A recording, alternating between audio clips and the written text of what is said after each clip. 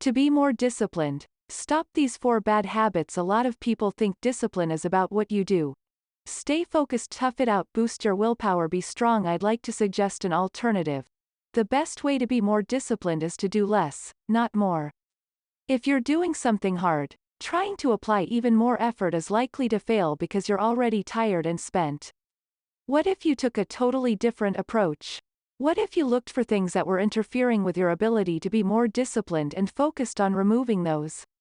If you've struggled for a long time to be more disciplined without much success, working to identify and eliminate these 4 habits that interfere with discipline might be a much more helpful strategy. 1. Using self-criticism for motivation. A lot of us grow up believing that unless we're hard on ourselves we won't succeed. And if we don't succeed, we won't be worthwhile or valuable. So early on in life, we develop mental habits of self-judgment and self-criticism. We tell ourselves that it's silly, that we feel nervous about the upcoming presentation we have to give. We comment to ourselves about how lazy we are anytime we find ourselves procrastinating. We berate ourselves for getting distracted and losing focus anytime we're not being as productive as we think we should be. And yet, we are still successful to some degree. We get good grades, go to a good school, get a good job, etc. Now, here's the critical part. Because our habit of self-criticism is associated with our relative success, we assume it caused it. But as anyone who's taken Statistics 101 has heard, correlation does not mean causation. For example, I drank my coffee an hour later than usual this morning and the price of Bitcoin fell by 5. Obviously, my altered coffee routine had nothing to do with the price of Bitcoin. My point is that just because you've always relied on self-criticism to motivate yourself doesn't mean that self-criticism was actually motivating you or helping you succeed, stay motivated, and get results. In fact, in years of working with people who are extremely hard on themselves and also extremely successful and productive, I've noticed something surprising. Most people are productive despite their self-criticism, not because of it. And in fact, when they learn to let go of their habit of self-criticism and judgment, they are actually able to be more productive and self-disciplined. At the end of the day, self-criticism just leads to a lot of shame, anxiety, and low self-esteem, all of which interfere with your ability to be more disciplined. On the other hand, self-discipline comes relatively naturally when you treat yourself with compassion and understanding. So do yourself a favor and try a little experiment.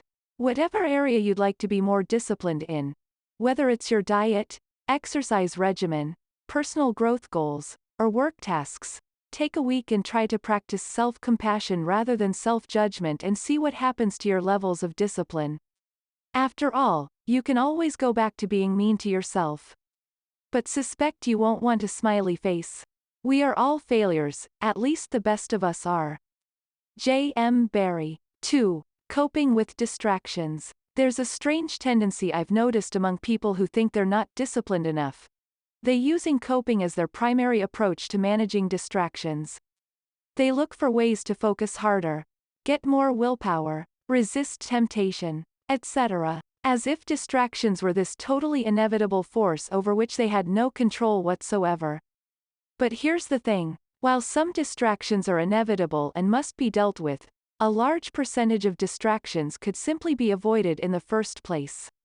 For example, one of the areas of my life where I am pretty disciplined is with my writing. I try to write for an hour or 2 every morning. Of course, with the internet at my fingertips, it's incredibly easy to get distracted, especially by my phone, which has all my favorite apps installed on it. In fact, just seeing my phone lying on my desk next to me often leads to getting distracted from writing, procrastinating on social media, and then feeling bad about myself for getting distracted.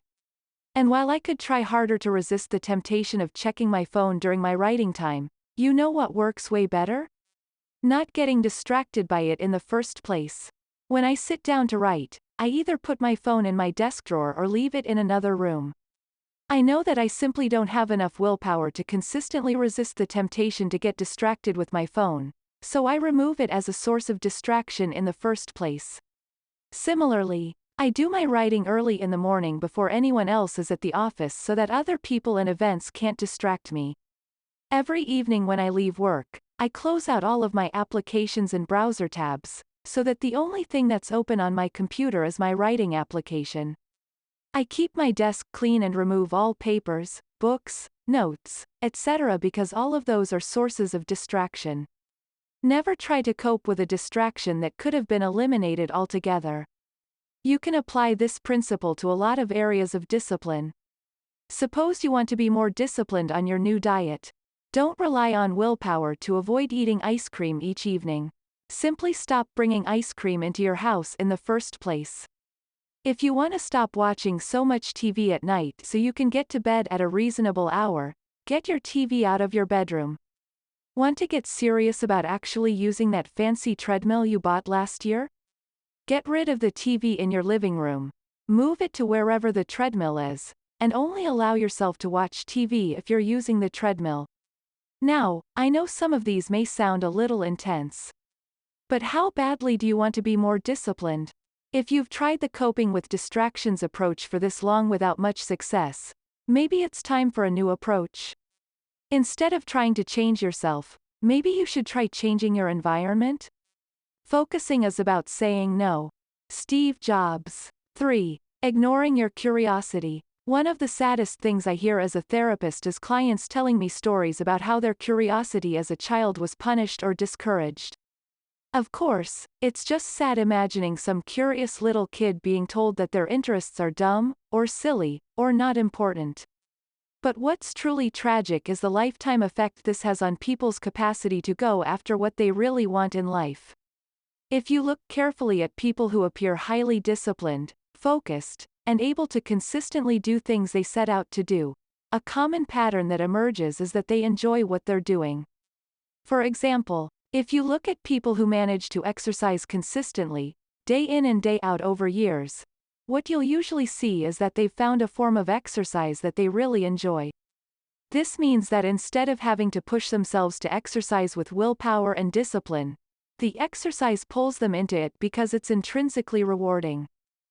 Another example, I often get asked how I'm able to write so much on top of a full-time job. People want to know the techniques and frameworks I use to stay productive. And while I do have a few of those, the much bigger reason is simply this: I really enjoy writing. Of course, it's hard at times. But the reason I'm able to do it consistently isn't so much that I've got tons of discipline as that I was willing to work on something I was intensely interested in. This brings us back to curiosity. The reason so many people struggle to be more disciplined is that they're choosing the wrong things to work on. Or at least, they're choosing to go about them in the wrong way.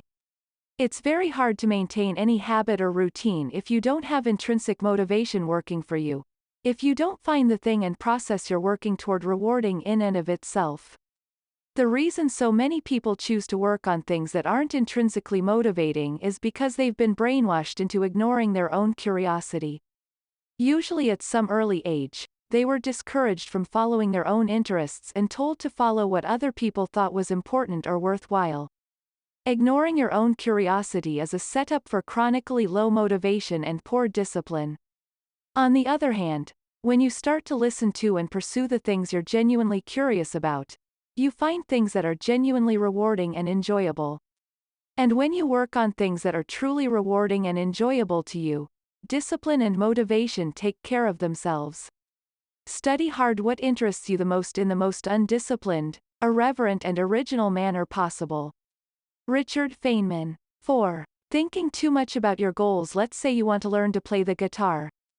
That's your goal. Here's a not-so-trick question. How much time should you spend thinking about your goal? Answer: virtually none. Goals are good to have, but thinking too much about them tends to have counterproductive effects. Let me explain with the guitar playing example. If I'm a complete beginner at guitar but spend hours daydreaming about how awesome it will feel to be really good at guitar, I'm likely to feel worse about my current lack of skill every time I sit down to practice. As a result, I'm far more likely to get discouraged and give up, or at least not practice as frequently as I should. Or here's another example. Say my goal is to lose 20 pounds. If I spend tons of time thinking about being 110 pounds, I'm going to feel discouraged by contrast every time I step on the scale to track my progress and inevitably am not at 110 pounds. The more general principle is this. When it comes to goals, take a set it and forget it approach. Once you've set a goal, most of your focus and attention should be on the small actions that will eventually lead you to your goal. For example, if your goal is to play guitar like Jimi Hendrix, you probably should not spend too much time thinking about playing like Jimi Hendrix. Instead, focus on getting better at fingering an F chord. And then on how good it feels when your fingers start to get good at fingering an F chord automatically. Or, if your goal is to lose those 20 pounds, keep your focus on going to the gym 5 days a week and not having seconds at dinner. Because if you stay focused on those, you'll be much more likely to notice success, which is rewarding and increases your motivation to keep going. And if you keep doing those things, eventually you will end up at your goal. People who are consistently disciplined keep their eyes off the prize and on the process. It's counterintuitive, but if you've struggled to achieve a goal or stay disciplined on something, it might be because you're focusing too much on the goal, which is sabotaging your progress. Remember, when it comes to goals, set it and forget it. Keep your focus on the small routines and little wins which, if accomplished consistently, will lead you to your final goal. How you climb a mountain is more important than reaching the top. Yvonne Chouinard.